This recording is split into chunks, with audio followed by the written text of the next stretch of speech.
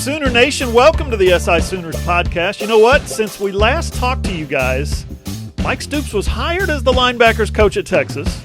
Mike Stoops was unhired as the linebackers coach at Texas. And now, today, what is it, Thursday, Mike Stoops has been hired officially as the defensive coordinator, linebackers coach at Florida Atlantic. Man, Ryan, better stop, take a look around. Life comes at you pretty fast. Yeah, I hope we had wild Mike Stoops coaching search on our off-season bingo card. As we've gone down the list here, John, we've had, Tennessee coaching change. We can check that one off. Portal antics, we can check that one off. And now Mike Stoops to Texas, not to Texas. Wild how that all panned out, but happy for Mike Stoops to get a shot, and the Alabama coaching rehab car wash rolls on. Absolutely. That's Ryan Chapman. He's over in Norman. I'm John Hoover. I'm in Tulsa. Thanks for listening to the SI Sooners podcast. Appreciate you guys watching on my YouTube channel. As you know, we are a Fan Nation affiliate. We are part of the Sports Illustrated Network. SI Sooners, allsooners.com. That's our website. Ryan, not really much going on this week, Josh Heupel's now the head coach at Tennessee. All the Vols, apparently, are coming to Oklahoma. The count, I think, as of now, midday on Thursday, is 3 former Vols want to play football in Norman. We talked last week about Wanye Morris, big offensive tackle. He's probably going to come in and start. We'll talk more about him in a minute. Well, Tuesday and Wednesday of this week, OU added a defensive back in Key Lawrence and then a running back in Eric Gray. Yeah, man, the transfer portal giveth and the transfer portal taketh away. Ryan, I'd say Oklahoma got the better end of this transfer portal this time around. Yeah, absolutely. And John, I just have to say, it's so wild that a landlocked state like Oklahoma can pull so many members of that volunteer Navy, but it seems to be working out. And like you said, they got 3 players, and the bigger thing is they got 3 experienced players at 3 big positions of need. Wanye Morris, the tackle, that's something that OU needed, if not for just bodies to get through the season. Now you all of a sudden get a very quality player. Same thing at running back. Oklahoma just needed a guy. Ramondre Stevenson out, Kennedy Brooks coming in. That's a wash. But TJ Pledger's transfer and the miss in running back recruiting meant that OU needed somebody. And they went out and added a guy that is ready-made to play high-level college football. He doesn't have to spend a year in the strength program, anything like that. We know what Eric Gray can do at the collegiate level. Then you flip over to the defense. Key Lawrence at safety. Look, I don't know if he's going to come in and start, but what do we know that Alex Grinch wants to do, John? He wants to have 22 guys that he can rotate in.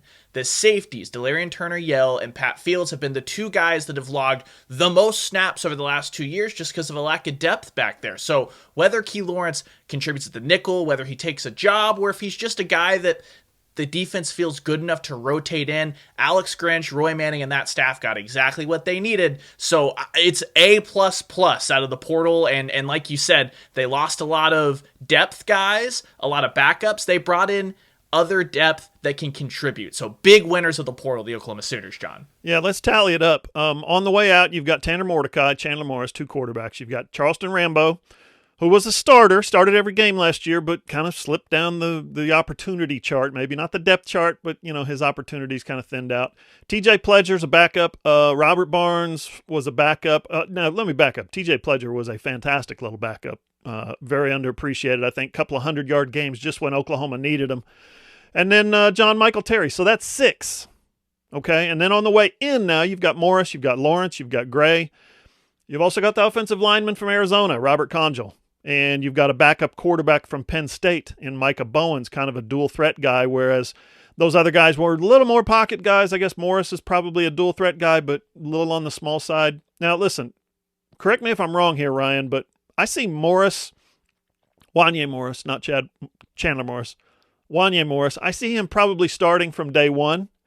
Lawrence probably starting somewhere from day one, probably that Trey Norwood spot, although, at nickel, he could be a safety, could be one of the deep safeties, let those other guys play nickel perhaps, or, bear with me here, try to keep up, he might be a corner.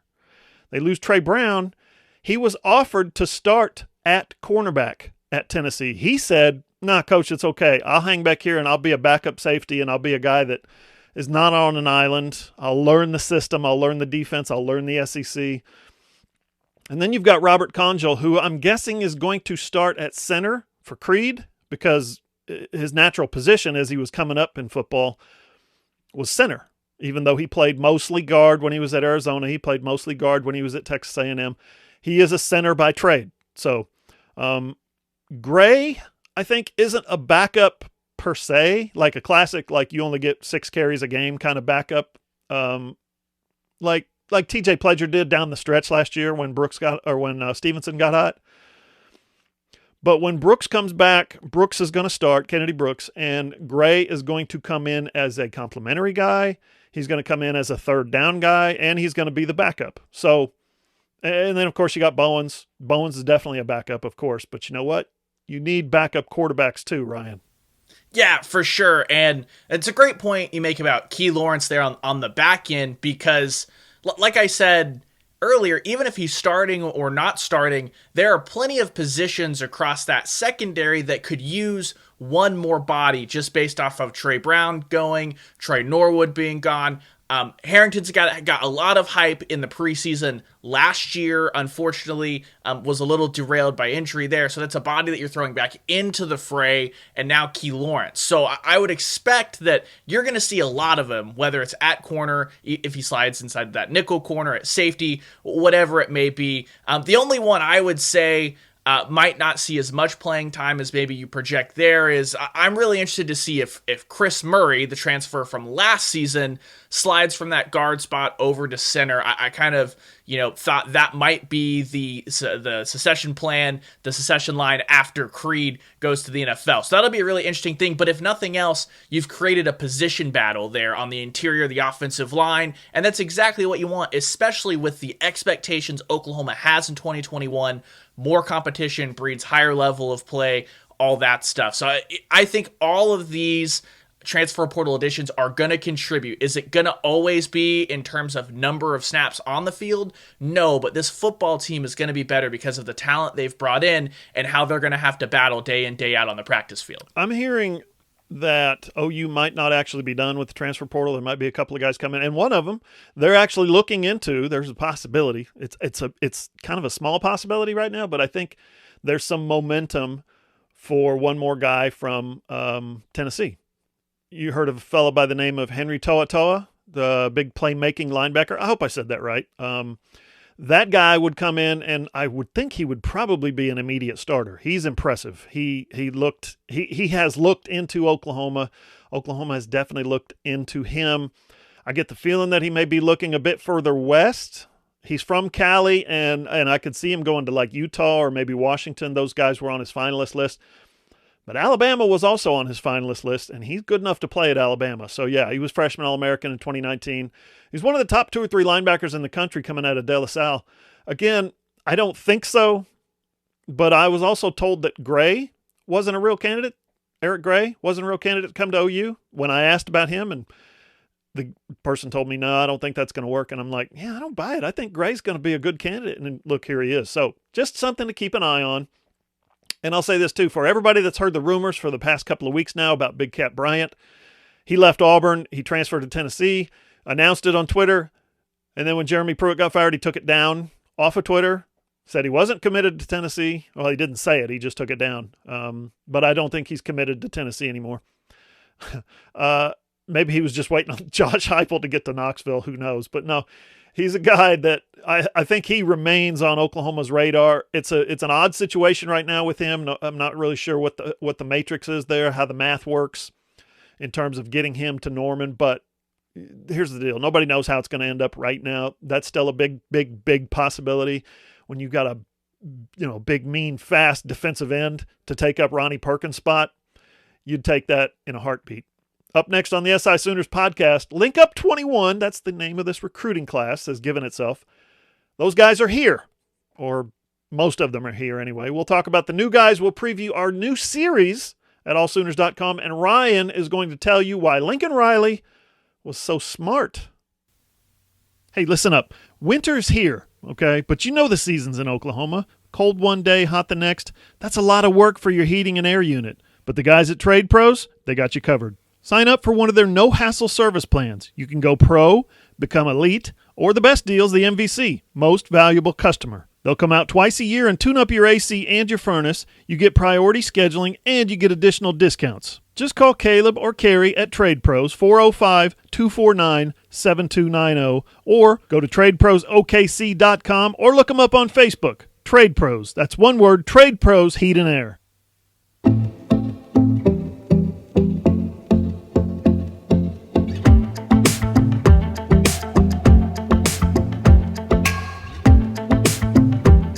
Follow SI Sooners on Twitter, all_Sooners. Find Ryan Radio's Ryan. I keep wanting to say that backwards. I don't know why. And I'm at John E. Hoover. Our website is allsooners.com. We are a Fan Nation affiliate, part of the Sports Illustrated Network, and all of our content for now is free. No memberships, no subscriptions, no credit cards. Just click and enjoy for now. We got some things in the works, so if you guys want to get in, you better get in now while it's free. Find the video version of this here podcast on my YouTube channel, John Hoover Media, and please remember to subscribe to that other channel right there if you're watching on the video. Okay, Ryan, the 2021 class is here.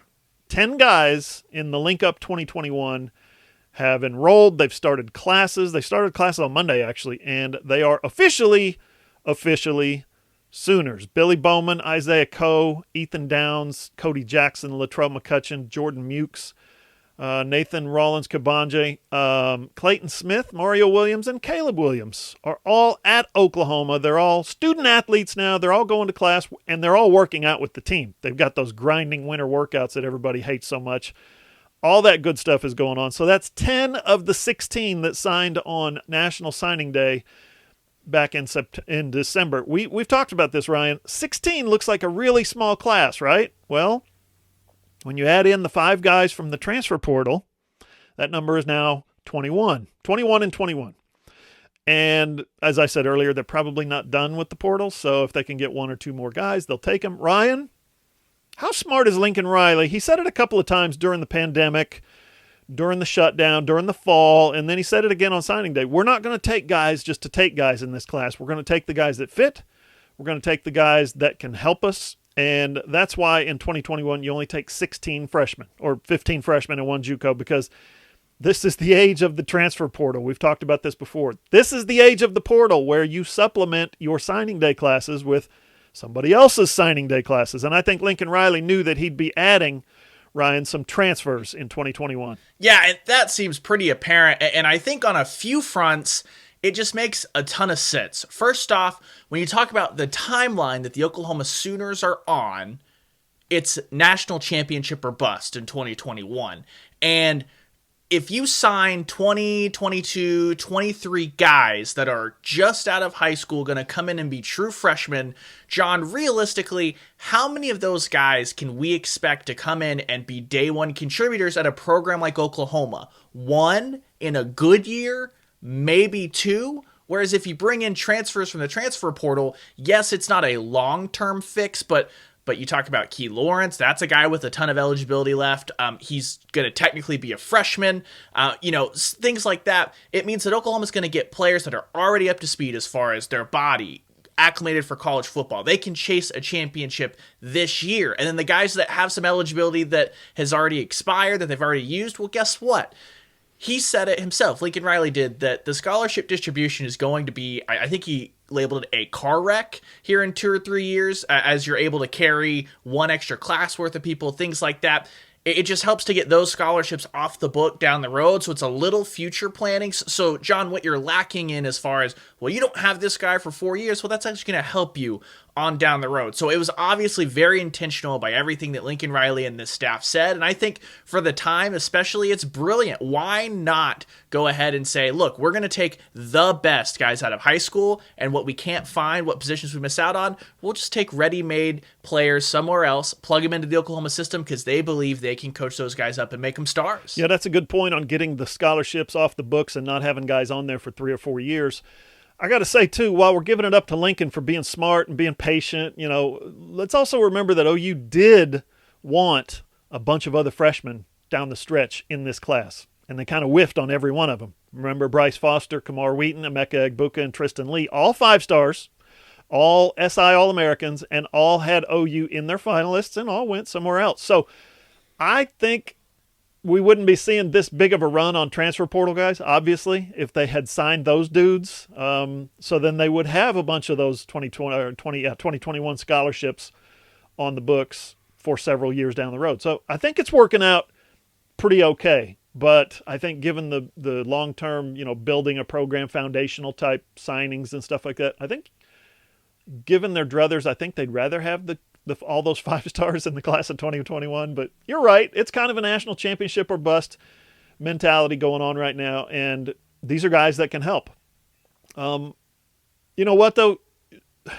Like you said, they've got a chance, I think, to make a run at the national title. And they've got a better chance this year with dudes from Tennessee than they do with a bunch of freshmen. Now, Ryan, you talked to SI All-Americans recruiting director this week, John Garcia. And John, he's always been money, whether it's just his assistance, insight to us, or with his player evaluations. He's on the dot every time. And when the final SI 99 list came out last week, you got John to give you some really objective insights and opinions on Oklahoma's 4 guys that made his top 99. And that series has been a huge hit on the website so far. Ryan, there's still 2 more to go, but tell us what you got so far. It's been a blast. It's been fun to get those guys, somebody else's opinions of what those guys can do. Yeah, absolutely. And it's also really valuable because what John Garcia does at SI All-American is he spends his days breaking down all the top recruits from across the country. So while we're busy worried about what's happening on Saturdays, tracking down all the Twitter nonsense and all of that, he's just able to get these eyeballs on these guys, and he had so much to say. Caleb Williams is coming up on Saturday. We've got Latrell McCutcheon on Friday. The ones that have been published so far, Billy Bowman, the late addition to the early enrollees, and Mario Williams, he had a ton, especially on Billy Bowman and his potential, talking about how a lot of places have Billy Bowman rated as an athlete, and that's just not what SI All-American does. They truly believe, looking at Billy Bowman's skill set, that he can come in, he can be a nickel corner, and he can kind of be that next generation of nickel corner, John, with his ability. Obviously, those ball skills and everything he's flashed on offense in high school is going to translate to playing defensive back and getting turnovers, which is, the lifeblood of any Alex Grinch defense, but just his athleticism, his physicality off the line of scrimmage. Garcia had just a ton of great stuff to say about that, and he's even more excited, it seems, about Mario Williams, John. Now, I'm not huge into the player comparison business, but John Garcia did throw a pretty eye-popping one out there. T.Y. Hilton, ever heard of him? Yeah, that's who he said Mario Williams reminds him of coming out of high school, and we did a little bit of back and forth on, look, Mario Williams is a guy that's going to be labeled as undersized and speedy coming from the state of Florida. There's another guy Oklahoma had pretty recently, John, in Marquise Hollywood Brown. We kind of talked through what the differences between Mario Williams and Hollywood Brown's games are. So a lot of great info there. We've got Latrell McCutcheon, the corner that OU flipped from Alabama. And then, of course, the number 1 player in all the land, Caleb Williams, the quarterback, coming up the rest of this week. Yeah, listen, now, I like Billy Bowman's game so much. It's going to be tough. Let me put it this way. You only got 1 football, okay? You only got 1 football. Mario Williams is going to get the football. Jalil Farouk's going to get the football out of this class. Cody Jackson, who was on the SI 99 and just kind of got bumped down by some other guys, he's going to get the football. You've got guys that are in the 2020 class that need the football. Marvin Mims. You've got guys that are in the 2019 class, those 3 5-stars who need the football. So I get it. You want Billy Bowman on the field. You want him contributing somewhere, and you only get 1 football, so he can't catch 100 passes a year. But, man, if I'm Lincoln Riley, I am having a hell of a time moving him to defense. Or, you know what, maybe he plays both ways. That's a possibility. I think he's good enough to do both. But I'd put him on offense, and I'd get the ball, and special teams, I'd get the football to him as much as possible, Ryan. John, is this going to be the most highly contested punt returner camp battle we have ever seen in Norman between Marvin Mims and Billy Bowman, because both of those guys, we've seen what Mims can do in the open field. He wasn't able to take one back to the house this year, but he was really close on 2 or 3 occasions to popping one off in the punt return game. You throw Billy Bowman back there, and all of a sudden, you talk punt returns, you talk kick returns. Losing Trey Brown, he was a godsend as far as positive field position stuff in the return game. That's one area that I think Billy Bowman can come in, and even if it takes him some time to get up to speed on the offense or the defense, if he can contribute in that kick return game, and OU's always starting in plus field position compared to their opponent, like that's an area that not going to get talked about a ton, but he can have a huge impact from day one. Up next on the SI Sooners podcast, we really got to talk about this basketball team, Ryan. And did you really think we were done talking about quarterbacks? Hey, are you a business owner looking to get your product out there to the masses? Let's say you run a hotel in Norman, or a car dealership in Oklahoma City, or a restaurant in Edmond. Or maybe you're a small online business who creates and sells OU merchandise, and you just want Sooner Nation to come sample your wares. Well, then consider advertising in this space right here on the SI Sooners podcast. SI Sooners reaches thousands of readers, viewers, and listeners literally every day, and the SI Sooners podcast is the ideal place to find your next customer. To advertise, send an email to allsoonersi@gmail.com or DM us on Twitter at all_Sooners.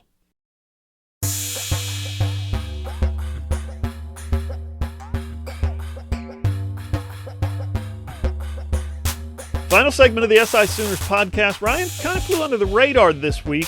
I mean, not with us. We had a story on both guys at allsooners.com because that's what we do. Just click on the football link if you missed it. Click on the football link and scroll down. They're both right there. Lincoln Riley, Ryan, he added 2 preferred walk-on quarterbacks. He don't got enough quarterbacks. He's got to go out and get guys that could be starters on the FCS level, be Division II starters, All-American. He's going to bring guys in to be walk-ons and backups, and who knows. Last week we talked about Ben Harris from Carl Albert. Guy's unbelievable. 4-year starter, 52-2 record. 10,000 yards passing, 100 touchdowns, the whole deal, and the kid is the real deal. Well, this week they added another preferred walk-on in a quarterback in Ralph Rucker. Lovejoy High School, Lucas, Texas. That's up in North Texas. Threw for 3,400 yards, rushed for 1,000 yards and 12 touchdowns. Threw 47 touchdowns and just 3 interceptions. Ryan, these preferred walk-ons, they naturally have a hard time starting, okay, at a big-time school like Oklahoma, because the talent that Lincoln Riley has, you think of the 5-star guys that are ahead of him, right? Kyler, Spencer, Caleb, right? You think of a big-time transfer like Jalen Hurts, but then you remember Baker Mayfield was a walk-on too. And all he had was a chip on his shoulder and an iron will, which we're still seeing today, and he became a legend at Oklahoma, all that good stuff. So who's to say the same thing can't happen, Ryan, with Ben Harris or Ralph Rucker? Well,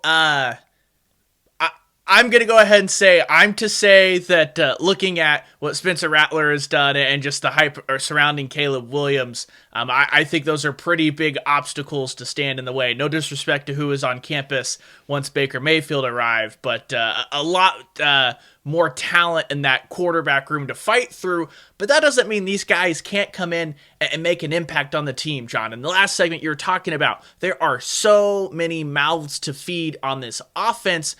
On Saturdays, yes, but when you just get into the midweek, the position battle of wide receivers fighting for their share, fighting for their touches, for their snaps, you have to have a ton of arms on that football field, John, so that everyone gets enough reps to continue to develop and to keep those competitions rolling. And like we said with Harris coming in, last week, why is competition ever a bad thing? Like, if you're a Caleb Williams, if you're a Spencer Rattler, you're not going to fear it, but you're going to harness that competition. It's going to make everyone better as it goes. And who knows, when you got a guy that's that successful as a quarterback, he's hyper intelligent, has a little bit of athleticism with the modern game. If it doesn't work out at quarterback, maybe they find another spot on the field or find some sort of gadget play, some package that can make something work and just gives the offense an extra shot in the arm. So we said this last week, John, but you can never have too many good quarterbacks. Like, why would you ever say no if a great quarterback was to come to campus? Yeah, and walk on and be a part of your program without any cost to you other than you're feeding him and housing him, that kind of thing, right? I mean,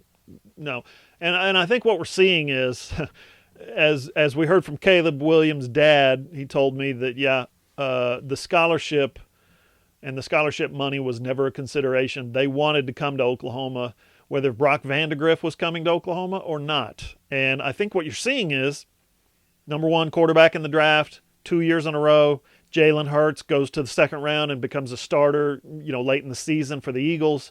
You're seeing people recognize the value of being coached by Lincoln Riley. I want my son to be coached by Lincoln Riley. I, as a walk-on quarterback, want to be coached by Lincoln Riley. I think I can work for Lincoln Riley, learn from him, practice under his guidance for 3 years, 2 years, 3 years, and then go be a starter somewhere, get some film, get some tape, and then maybe get a shot at the NFL. I think guys are legitimately lining up right now to play for Lincoln Riley. That's an interesting phenomenon that you don't see a lot of in college football. And I want you guys, listen, Ryan's been keeping up with all the offers handed out by the Oklahoma coaching staff in the recent weeks. And January has been unbelievably busy. They've been throwing offers. And remember, they didn't watch these guys play in person. They've seen film, but those kids have not been to campus that they're offering scholarships to. They've not evaluated them in person. So it's a weird time right now during this pandemic situation. We've talked about it a lot. But coaches are basically giving offers. They trust what they see on film. They trust what their high school coaches or others are telling them about these kids, and they're giving out offers, a lot of them right now. And Ryan's been on top of them. There's been so many this week that Ryan had one story on all the offensive guys and another story on all the defensive guys. You're going to want to check that out, allsooners.com. Now, my series on the top 20 recruiting what-ifs of the last 20 years has reached number 7 today, is on its way out. So if you missed any of that, it's all right there on the website, allsooners.com. Like I said earlier, just click on the football at the top. Not the football, the word football. Click on football, scroll down, it's all right there. That's been a fun series, and I think early on it got a lot of blowback because we used the word regrets, and regrets has a negative connotation, and everybody was mad at me. I get that. But this thing, when you change it to what ifs and you go back and read those stories, we accentuated the positives of what each player did, each prospect. We accentuated how amazing they were as recruits, and we accentuated what they did while they were at OU to be considered on this list. What ifs? Man, what if he had stayed for all 4 years? So that's been a lot of fun. And I get feedback every day. I forgot about that kid. Oh man, I remember him. He was amazing. Yeah, I really wanted to see what he was going to do. So it's been fun. It's been rewarding to get these names out there and remember how good those guys were as prospects. Now, Ryan, we got to talk about this basketball team, man. I don't want to go over the top here. I don't want to go crazy. You know me, I'm no cheerleader, right? I'm one of those guys that you find something good, I try to poke holes in it and make sure it's legit, right? So whatever it is you're feeling about, I'm going to examine it from all angles. So yeah, this Kansas team isn't an elite Kansas team. And Texas, was without its head coach and had missing 3 major contributors on the floor. They only had 8 guys. Sure. Okay. Oklahoma won both games, and they had to kind of hang on at the end to win both those games. In fact, they even got a little help from a Texas player. Accidentally tipped the ball in at one point into the wrong bucket. Kind of like John Hoover did one time in the 6th grade. Scored for the other team. It happens. But Ryan, I think it's worth asking, man, are we seeing something special start to develop with this basketball team at Oklahoma? Are we seeing a team that maybe believes in each other? Kind of that intangible, kind of hard to put your finger on quality, and they're playing together and they're starting to find ways to win basketball games? Yeah, and John, I think it starts with, what do we ask about every team? What's their identity? And for OU basketball, outside of the Trae Young year, where their identity was Trae Young, ever since Buddy Hield's been on the team, it's been a squad that, okay, they're lengthy and athletic at places, and then you've got a guy like Brady Manick, who's that technician offensively, but it just doesn't always seem to come together and mesh. This team, with Manick and Hill having to go out to quarantine and contact tracing and all that lovely stuff, this team has come together and they found their identity. This team is going to start on the defensive end of the floor. Elijah Harkless, the transfer, he's going to come in and he's going to be a bulldog and absolutely maul people for 40 minutes. And that energy has been infectious, John. It's how they've been able to stay in games both early on against Texas and Kansas. They were dreadful shooting to start. Against Texas, they started 3 of 15 from the field. Yes, that lead, the Texas lead ballooned, but they were able to turn it around because they stayed locked in defensively, started to get those easy points in transition, started to feel themselves, and all of a sudden you look up at the scoreboard, and Oklahoma's taken a big lead into halftime. So this team, I feel like for the first time since Buddy Hield and Isaiah Cousins and Jordan Woodard were roaming the Lloyd Noble Center, they have an identity. We know what we're going to get. We're going to get high-level defense. We're going to get a lot of tough play and versatility from the guard position. And that, John, is the difference between little runs they've gone on in the past and this year. Now, the schedule this year is obscene. You play 2 top 10 teams. Guess what? You've got number 9 Alabama coming in. You're waiting on 11 Texas Tech on Big Monday. Like all of that stuff. It by no means am I saying OU's about to go on this run where they are undefeated heading into March or things like that. But they have a calling card. That defense, and that's the calling card that will keep you in any game. So OU is going to be a tough out from here on out. And their tournament stock, I think, has to be. They're the team that is climbing the most over the last couple of weeks. They're the GameStop of college basketball, if you will. Nice. Hey, don't forget Spangler. Spangler was the glue guy. Absolutely. He held that team together. So, Ryan, you wake up today and you look at the Big 12 standings, and guess who's right there, technically in third place, but they just beat the second-place team, and they're only percentage points behind Texas. It's Oklahoma, basically in second place in the Big 12 standings. Now, listen, nobody's on Baylor's level, I think. We can all agree with that. Probably anywhere in the country, really. Maybe Gonzaga, maybe.